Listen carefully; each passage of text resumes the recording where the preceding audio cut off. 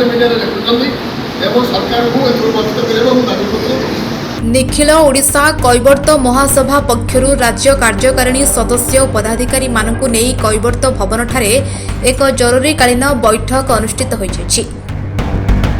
एही बैठक रे कैवर्त महासभार राज्य सभापति संपादक और प्रत्येक जिलार कार्यकारी सभापति संपादक और कर्मकर्ता माने जोगदे विभिन्न प्रसंग उपर आलोचना करथिले। कैवर्त मानक दाबी हेला राज्य रे 40 लाख कैवर्त केउट धीवर मानक सुरक्षा प्रदान। सरकार प्रकृत कैवर्त मानक चिन्हट करी सेमानक न्याय्य दाबी पूरण करंतु।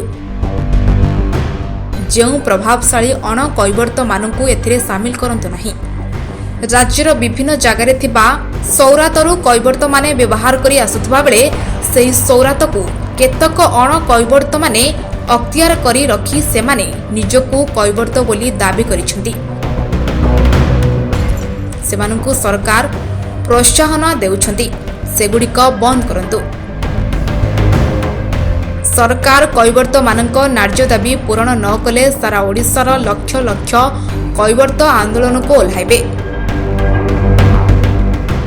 आगामी दिन में कैवर्त माने आंदोलन को तीव्रतर करिवे बोली राज्य पदाधिकारी घोषणा करिसेंती। जरूरीकालीन बैठक ये अनुष्ठित होता कैवर्त भवन में तार कारण हूँ जो केकेडी हटाणार आम विरुद्ध में बच्चें आम आगामी दिन में जदि से निवृत्त न रही सारा ओडिशा 1 लाख ऊर्ध युव कैवर्त आनी भुवनेश्वर समावेश कर लड़ाई जारी रही।